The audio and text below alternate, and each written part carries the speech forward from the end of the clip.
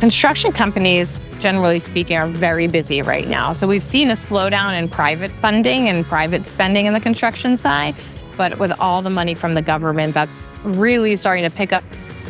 Hello, my name is Jason Reichl, and you're listening to Risk Management Brick by Brick. I'm fascinated with people who are helping build and maintain the physical world around us.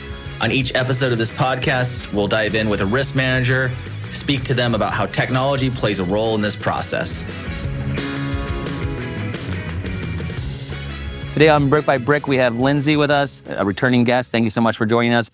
We're live at RiskWorld. The world of risk, I guess, is the theme. Thanks for having me. Absolutely. I love having you on the cast and talking about what's going on in Chubb. So why don't we start a little bit with what are you guys here talking about? What is the big focus for you at RiskWorld?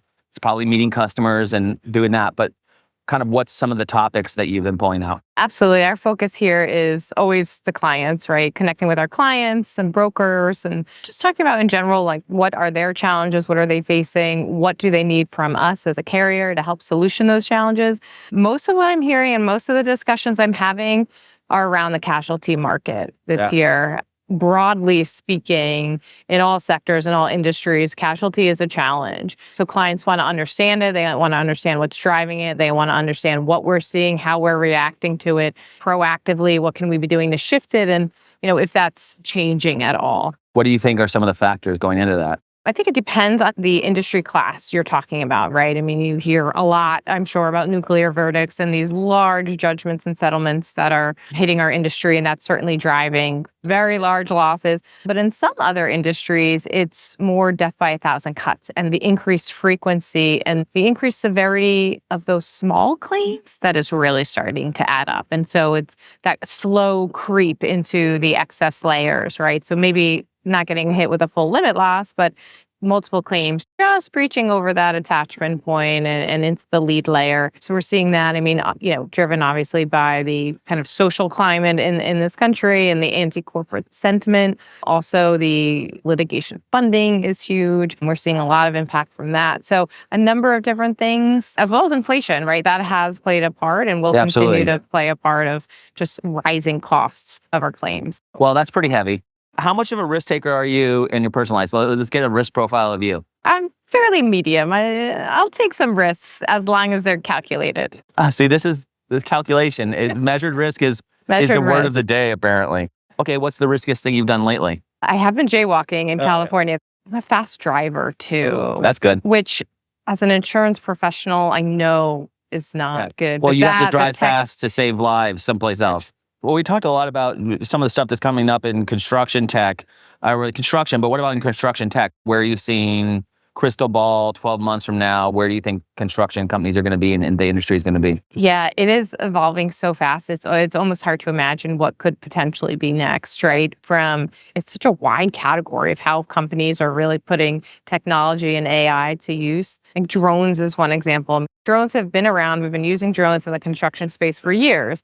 But what they're doing today versus what they were doing 3, 4, 5 years ago, we've really just seen an evolution there and 3D printing. And but then you talk about the artificial intelligence used in terms of like software management and supply chain management and just making companies more efficient or smarter, right? And being able to have those tools internally to be able to operate leaner and more efficiently. What's Chubb doing in order to help your clients become more tech savvy and integrate that into their risk programs? We are. So we're leaning into this space. And I'll say it's a challenge because there are so many different startups in this space, right? So, my phone rings constantly with new companies wanting an audience. And for the most part, if we like the idea, we'll give it to them, right? And insurance, I think, is going to play a role in it, as is the evolution of our risk engineering services, right? So that's something we're really passionate about at Chubb, is just helping to mitigate the loss, not just pay for a claim when it happens.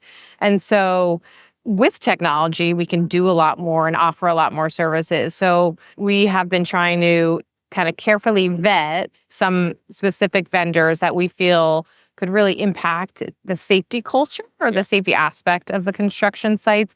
And then from there, start some pilot projects, right? And kind of offer these to our clients and say, hey, we don't have experience yet. We like the idea. We like the concept. We think it could really impact outcomes. Will you partner with us and try to pilot? Integrating that technology into your guys' offering is a challenge. Like selling a new line of insurance is something what you guys know how to do. Integrating this into policyholders, or how do you do that successfully, is something I keep seeing a lot of carriers struggle with, and even brokers when they're trying to do a similar thing. Exactly. So we're trying to do it, and it's got to make an impact to the insurance program. Otherwise, it doesn't necessarily have a place in my world. So it might be great for the contractor, but how is that related to insurance? So, And that's the biggest change I've seen, because I think about 2 years ago at Trust Layer, we were like, okay, take all of your data about compliance and stuff, use this to try to bring into your renewal conversation. Right. At the time, carriers were like, I'm not interested in that. I don't trust this. And now I'm seeing more carriers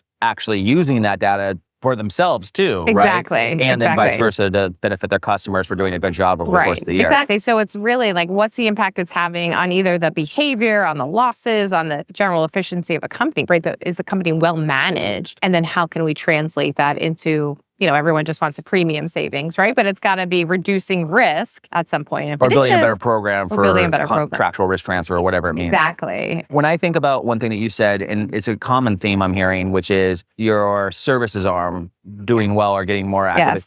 Is that directly tied to the aging population in risk management, aging out, and now you have to help customers build stronger programs? Is that because of the speed of innovation? Where is that really coming from, that's become a focus? I think all those things add to it. I think Chubb is really driving it, right? We want to be there to predict and prevent on the forefront. We sell a policy and it's a promise to pay a claim. But as an industry, if we can reduce those losses, and yeah, some of them are property claims and whatnot, which loss of, building, sure. But when we're talking about loss of life or injury, right? If we can be on the forefront of helping our clients to reduce and mitigate that exposure, it's a win for all of us, right? Like we hate when we have to pay claims. And then I hate when I have to charge you more because I paid a claim. So if we can help mitigate that, to us, that's the evolution of insurance, becoming a service, not just a promise. Right. Yeah, that's great. What are the challenges associated with underwriting right now with new technologies used in construction? Like, where are some of those challenges? Because I know like a lot of the risk managers are complaining to me about our job is evolving rapidly and we can't really keep up with this. Right. So what are you guys doing there? Yeah, it is. I think the biggest challenge is insurance historically, relies on actuarial science. We rely on past data to predict the future and to say, we feel comfortable we're going to be charging an adequate premium to cover expected losses. And with all this AI and technology involvement, the future is not going to look like the past. So I think from an underwriting perspective, that's our biggest challenge, is that we can't utilize the same tools that we've been using for decades. We're realizing how a lagger they are in reality. So it's trying to marry the two and use better analytics to say, okay, this is what we think, and then trust in that. Take that calculated risk and say, okay, we trust in this perspective that when we look at the past and then look at what we think the impact might be, we can find a place of comfort. But it's a bit of a gamble for sure. I know that one of the things that a lot of customers talk to me about with their carrier is wanting to have a deeper relationship directly with their carrier versus not only relying on the broker, but understanding beyond the broker into the broader industry spectrum, right? That you guys cover. How are you guys getting closer to the customer's customer? It's critical. We are big proponents of that and have been for a while. We meet with our clients regularly. But I think for clients, it's critical. It's critical for them. I mean, insurance used to be kind of a small line item at the bottom of a bid sheet. Now, I mean, insurance costs has risen. So it could be a big line item. They need to understand it. They need to be able to sell, justify what that costs, what it is paying for, and the value, why they're choosing one carrier versus another, right? Or one solution versus another.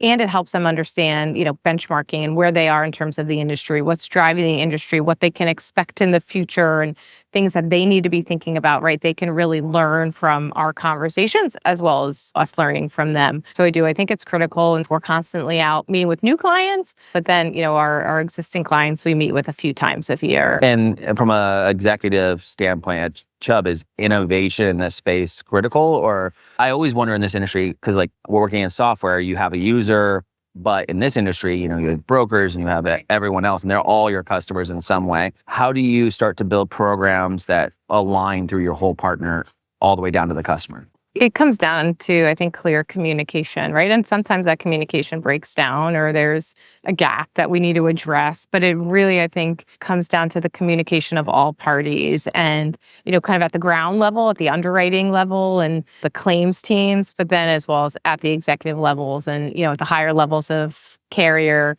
client, and the brokerage as well. You're over 3 industries, right? 2, construction, and then real estate and hospitality is 1. So what's going on in real estate and hospitality that's interesting? There's a lot of interesting things going on in real estate and hospitality. I mean, obviously the lack of return to office or reimagined office space has been a topic since post-COVID. That's right? where like that 3D printing technology is coming in and like changing, like you can bring it into a unit and change it from commercial to residential. Exactly. Right? So we are seeing that. I would say we're seeing less conversions than we would have expected, but we are seeing some to convert office buildings to some sort of apartment style living.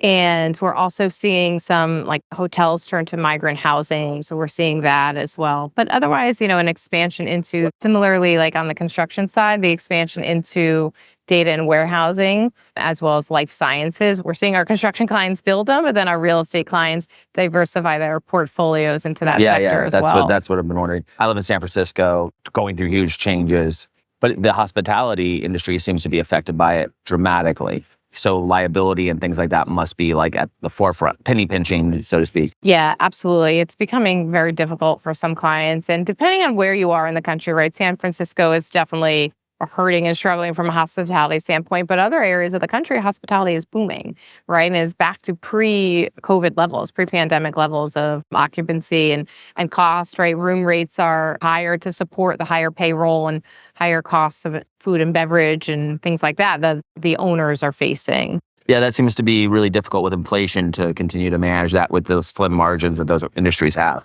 Yeah, absolutely. The more information, the better. That's always what we say. But in terms of occupancy rates, be it, hotels or even apartments or that type of hospitality or habitational, or on, a commercial office building. So what type of occupancy rate did you have post-pandemic? Are we back to where we were?